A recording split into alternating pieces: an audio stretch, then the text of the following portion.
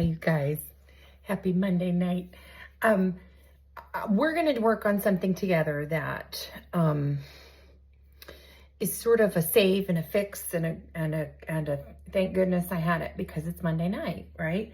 So yesterday I made beef bourguignon and nobody was hungry for it because we ordered queso and churros to eat while we were watching football. And then we realized we had done that at like 5 o'clock and that was just a bunch of foolishness. So it's actually kind of great because there are a few things that need to happen there at the end. And I'm so glad that we decided early because then I didn't do those things that happen at the end. And then I had this in my back pocket for today.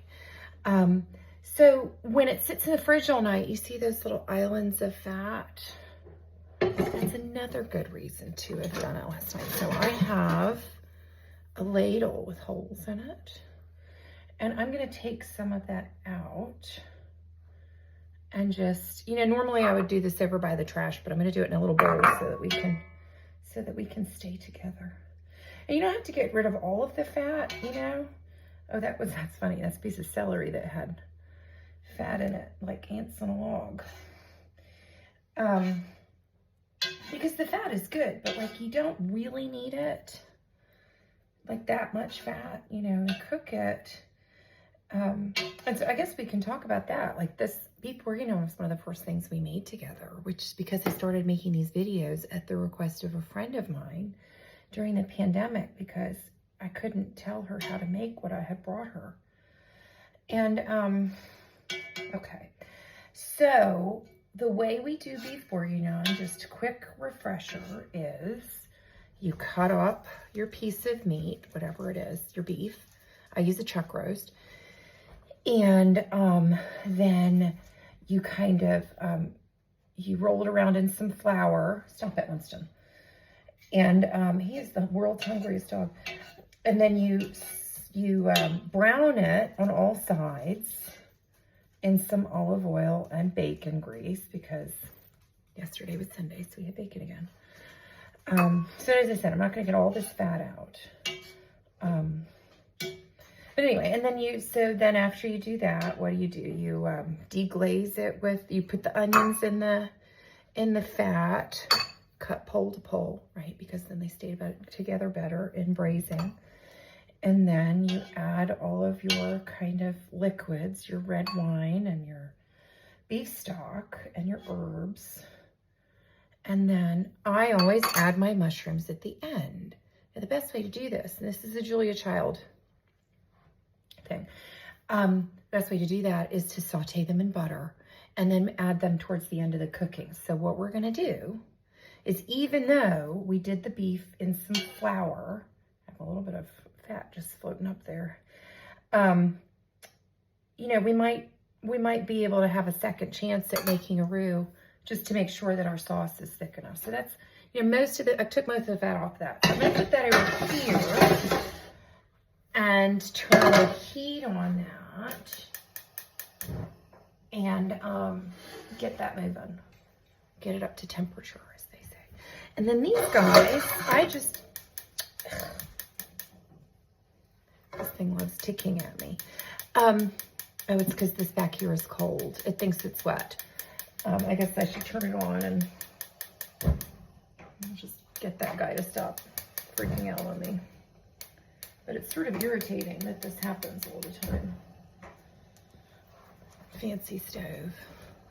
It's very finicky. So these are just regular button mushrooms. And yes, I washed them. Why do you wash them? Well, and there's this, I think it's sort of an old wives' tale that you're not supposed to wash them. You should wash them because they have mud on them. They have dirt on them. If you just, brush them off, it doesn't matter. They say it's because the mushrooms absorb water. Mushrooms are made out of water. Mushrooms are that's like saying don't wash lettuce because it's going to make lettuce wet. No. Mushrooms come up in your yard when it's been raining a lot. They are full of water. They're not going to get any more water on them by you washing them. They're not going to get soggy. What makes them fall apart and get soggy is adding salt to them when you're cooking them. So when you're cooking mushrooms, when you're sauteing mushrooms in butter, you can make a choice. Do you want your mushrooms Now see, I have a good knob of butter here. That's about 3 tablespoons. Do you want your mushrooms to be, I guess I should turn off these burners in the back. Do you want your mushrooms to be like browned and kind of have a nice crust on them, like when you're having a mushroom kind of fricassee at a restaurant? Or do you want them to be soft and falling apart? I kind of like them in between. So what I do is, that thing tick. What I do is I do them in salted butter, because that's another one of those old wives' tales that I just do not subscribe to. It is too much trouble to have multiple kinds of butter, and I like butter on my toast. So anyway, so I've got this butter in a pan. That's a bigger pan than you would think you need. You should always use a bigger pan than you think you need, especially when sauteing mushrooms, because they love to just hop out of the side.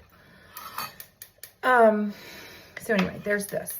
And I'm going to quarter these guys like this, right? And I'm just going to start throwing them in.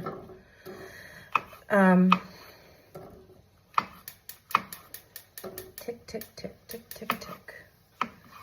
I'm just going to put me in my grave. And it's doing it because it thinks you're going to blow yourself up because of something. I don't know. Anyway, I'm not going to blow myself up. Not today, anyway. So, mushrooms in the pan. And then when the mushrooms, so we're heating up the beef, we're sauteing the mushrooms, and we're kind of eating a little early, I think, because I've only had lentil soup today and I'm starving. All of the herbs and spices are already in this pot. We don't need to do much to these mushrooms. We're just going to put them in the pan like this. We are going to get them a little bit brown, then I'm going to add a little salt to them, and they're going to do that. And you know the thing with mushrooms too, they're going to absorb all of that butter as they're disabsorbing their water, right? And so then you're going to have to add maybe a little more butter if you want to make a roux. And I'm going to watch this sauce and see if it thickens up nicely. And if it thickens up nicely, I'm just going to throw the mushrooms in there. If it looks like it needs a little help, I'm going to add like a couple tablespoons of flour to this mushroom thing. Make a roux, right? You cook the flour for like a minute. And then take some of the sauce out of here and add it to this to make the sauce. I'm not going to add more broth or more wine or anything. If this is too thin to make a sauce, it's thin enough to make a sauce in the mushroom pan. You got me? Okay. So then that's dinner sorted. And I guess we have some bread and maybe I'll make a salad. But it's Monday. So, you know, go with God. If you want to look at the old beef bourguignon video, it's on my YouTube channel, and it is like way down to the bottom of all of my reels on Instagram. I think it's the second one. So, ask me any questions you got in the comments. I'll talk to you soon. Bye.